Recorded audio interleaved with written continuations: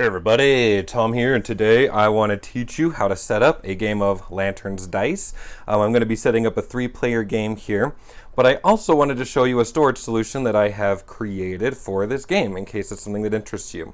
So let's go ahead and take the lid off and talk about a couple of things that we're going to see. First of all, we have a rule book, and I feel like the rule book was fine. This is a very simple game, nothing too crazy to discuss there. So, good rule book, simple game. This was great, illustrated beautifully, and blah, blah, blah. Okay, and then under that, we have, well, I've already gone ahead and laminated some sheets. Yes, that's me. But basically, we have a pad of papers to score, and there are 4 different papers on here labeled A, this one's B, C, and D. And so there are 4 different kinds of papers.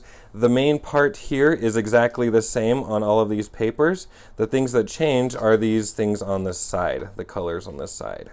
Okay, so that's just something to be aware of. So if by chance you're going to laminate this game really, a lot of roll and write games you can add more players to. This game doesn't really work well beyond 4 players, I don't think, unless somebody has a better solution than I do. And so I've just laminated each of these A, B, C, and D, but that's just a preference. I would use these on my gameplay, but they're too shiny, so I'm just going to use normal papers here in a second. So I guess I'll keep that pad of paper here. But what I wanted to show you are just a couple of things that I have created for this game. And if you are interested in any of these things, in the description of this video there's a link for a board game craft website that I've created. And there you can have access to the PDFs and videos on how to make these things and all of that stuff. So if you're interested, go check that out. But what I wanted to show you here is that I have created 2 different kinds of things. First of all, I created a setup randomizer, and this setup randomizer is going to help us pick shapes to use in the game. And so I'm again kind of just trying to show you my storage solution, and then we'll get stuff set up. But basically, probably normal people have the dice in this tray right here, but if you're using my boxes, I just want to show you there are 5 of them, and so one of them fits best in kind of down here, and so I just take these out.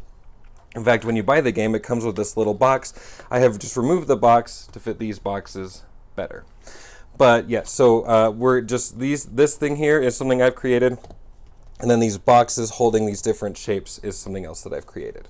And so to set up the game, what you want to do is there are 8, here, let's just take this stuff out. There are 8 different shapes that come in this game, and you can kind of see them here in these icons. So in this game, out of these 8 shapes, you need to pick 4 randomly.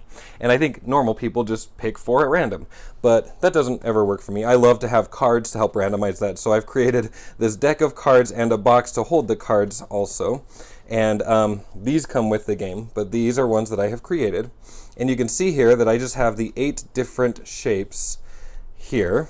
And so all we're going to do is I'm just going to take this for my game, and I'm going to draw 4 cards. Okay, and these are the 4 shapes we're going to be using in this particular game. So let me go hunting for those. I'm going to need the square and the L, so I'm going to need both of these shapes. I'm going to need the T-like shape from that, and I'm going to need this shape here.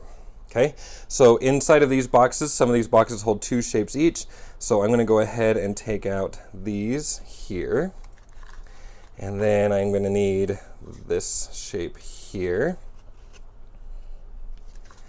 and then we're going to want both of these shapes in here. Now I've tried to design these boxes, and I've picked the shapes so that both shapes should be accessible from the 1 or 2 gaps that are left in the boxes.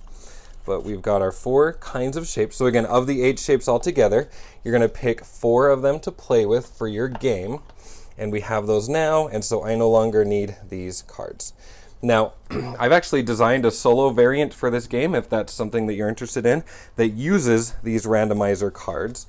And so I will be making a video to teach more about the solo variant, and I'm going to do it play-along style. So if you like this game and want to play along with me, that would be fun. But basically, all you need to do for setup is you're going to get your tray of dice and just have that available.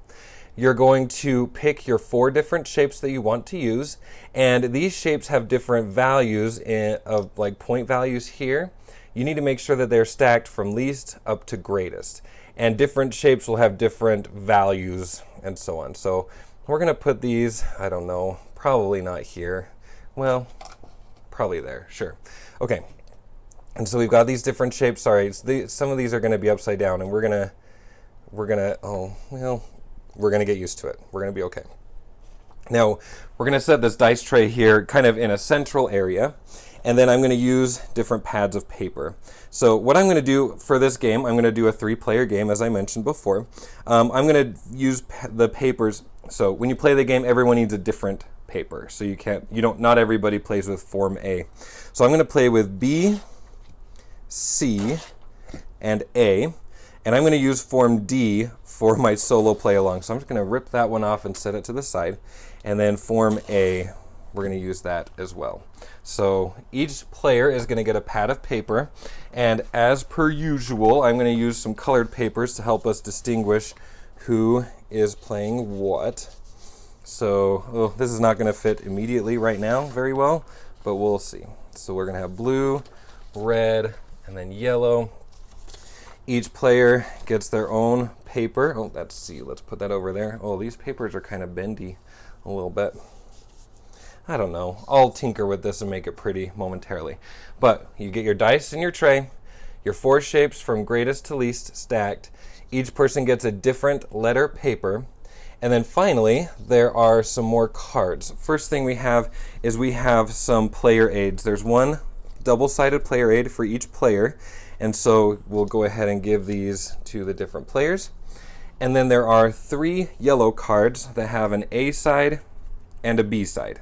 And for your first couple games, they recommend you just use your A side. Other than that, you can randomly choose each of them one at a time. And so we're going to go ahead and just use the A sides to be normal, I guess, and we'll put them somewhere here. I'm gonna have to do a little bit of rearranging. Maybe I was overambitious with these full papers. Oh, I totally was. Okay, that's okay. We are officially ready to play. I'm going to downgrade the size of these papers to make the shot look a little prettier. And then I'm going to teach you how to play the game, and we're going to all play together. Well, I'm going to play the 3 players here. And I will also have a gameplay where you're invited to play along.